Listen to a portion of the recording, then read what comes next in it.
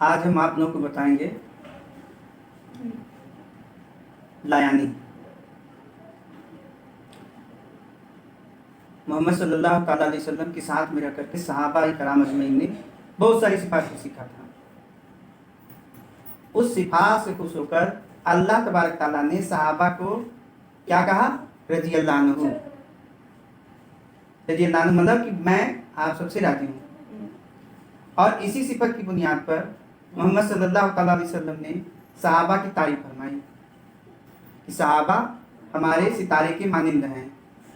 हमारे सहाबा में से किसी एक सहाबा की भी बात मान लोगे तो कामयाब हो जाओगे। एक डंडा ले आओ, बताइए हम कैसे हुए। सही कहती हूँ अपने आप। एक डंडा ले आओ। हाँ तो शरारत करवाएंगे हम। यहाँ वहां से क्या मतलब है? बैठी तो सीट पर ही हो ना। वहाँ कुछ मिलेगा? वहाँ बैठी हो बेवकूफ करेगी।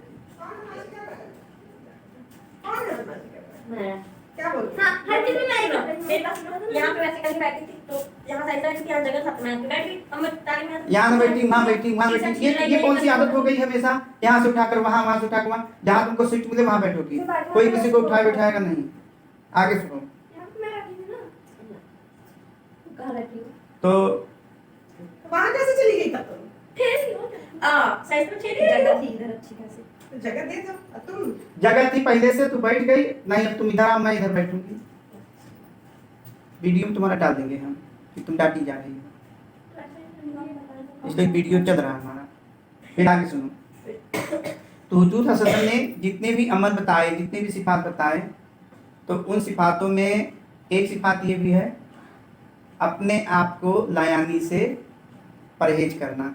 अरे सॉरी, अपने आप को लायानी से बचाना।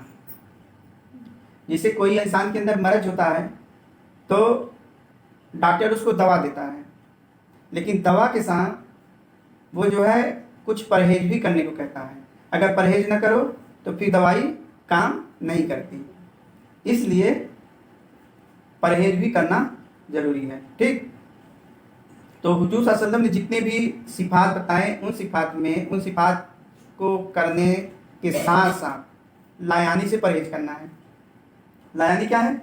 लायानी एक ऐसा अमल है जो इंसान के अच्छे से अच्छे अमल को खराब करके इंसान को जहन्नम के गड्ढे में पहुंचा देता है। मतलब समझी? इंसान के अच्छे से अच्छे अमल को बर्बाद करके इंसान को जहन्नम में पहुंचा देता है। जैसे आपने भी थोड़ी देर पहले कुछ अच्छा काम किया, लेकिन उसके बाद आपने गलत काम भी कर लिया, तो इस गलत काम की वजह से अभी तक जो आपको उसका पुण्य और सवाब मिला था, अब वो बेकार हो गया, वेस्ट हो गया। समझ ना? इसीलिए अल्लाह तबारक ताला ने जो है मोहम्मद सल्लल्लाहु अलैहि वसल्लम को भेजकर कुरान के जरिए हम बंदों की रहबरी फरमाई। रहबरी का मतलब कि ना, रहबरी का मतलब हम लोगों को गाइड किया, रास्ता दिखाया, बतलाया सही थी। हाँ, रहबरी ये फरमाया कुरान शरीफ में कि ए मोहम्मद सल्लल्लाहु अलैहि वसल्लम, ए मेरे नबी, आप जाके मेरी उम्मत से फरमा दीजिए कि वो इस तरह की बात किया करें जिससे किसी के दिल को तकलीफ न होती हो, क्योंकि शैतान जो है इसी तरह की बात करके इंसान को आपस में लड़ा देता है, और शैतान तो इंसान का खुला दुश्मन है। हाँ, तो यह है।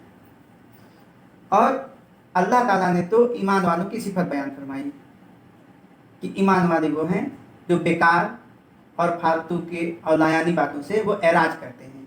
ईमान वाले कौन हैं? ईमान वाले कौन हैं? जो लायानी बातों से परहेज करते हैं। हाँ, और लायानी क्या होता है? जिस काम से न दीन का फायदा हो न दुनिया का फायदा हो, फालतू की बकवास। समझ रहे हैं? फिर आगे सुनो।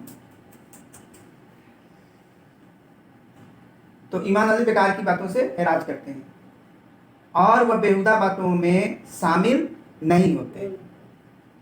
और अगर इत्तफाकन ऐसी मजलिसों से गुजरना पड़ता है, अगर इत्तफाकन, अगर ऐसी मजलिसों से गुजरते हैं तो बेहद संजीदगी और शराफत से गुजर जाते हैं,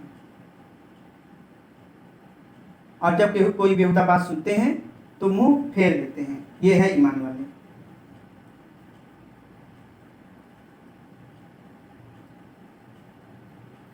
एक बार जो है साहबा लोगों की बातों में आकर एक ऐसी बात कहने लगे थे जो बात हकीकत न थी, तो अल्लाह ताला ने कुरान शरीफ में फिर जो है कहा कि अगर कोई तुम्हारे पास किसी की कोई शिकायत लेकर के आए तो उसकी खूब छानबीन कर दिया करो, कहीं ऐसा ना हो कि तुम उसकी बात पर यकीन करके किसी कौम को तकलीफ पहुंचा दो और फिर तुम्हें अपने किए पर हमेशा हमेशा पछताना पड़े।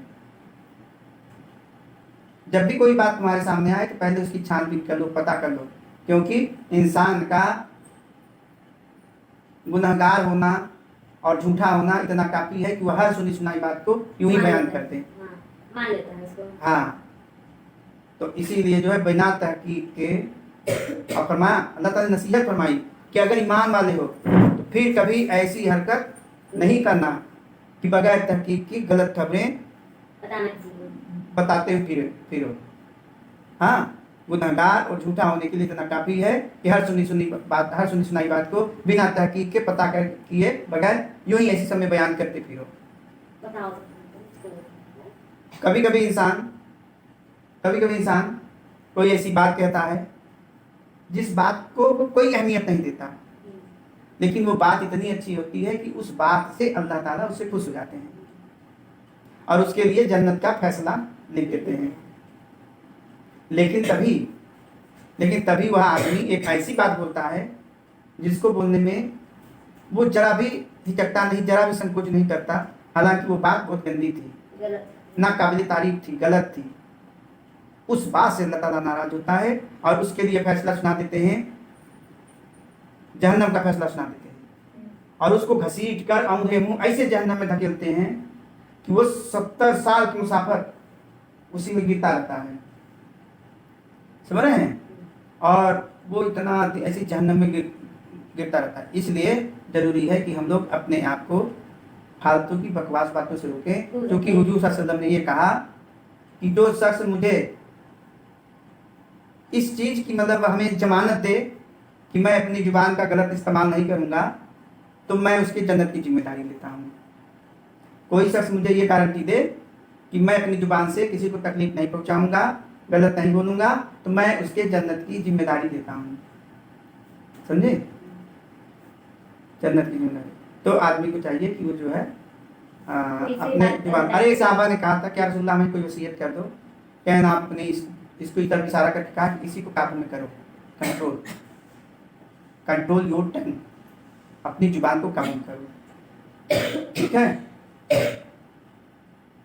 तो अब हम लोगों को चाहिए कि हम लोग जब भी बोलें सोच समझ करके अच्छे से बोलें, जब भी बोले अच्छी बात बोलें, गलत बात ना बोलें, क्योंकि अच्छी बात बोलने से सवाब मिलता है और खराब बात बोलने से जो अच्छी बात होती है उसका असर कम हो जाता है और वो अच्छा अमल जाया भी हो जाता है। सुभानअल्लाह व बिहम्दिही सुभानअल्लाहिल अज़ीम सुभानअल्लाह। अल्लाह तबारक तआला हम सबको जो है सही बात बोलने की तौफीक अता फरमाए और हर गलत बात से बचने की तौफीक अता फरमाए। आमीन।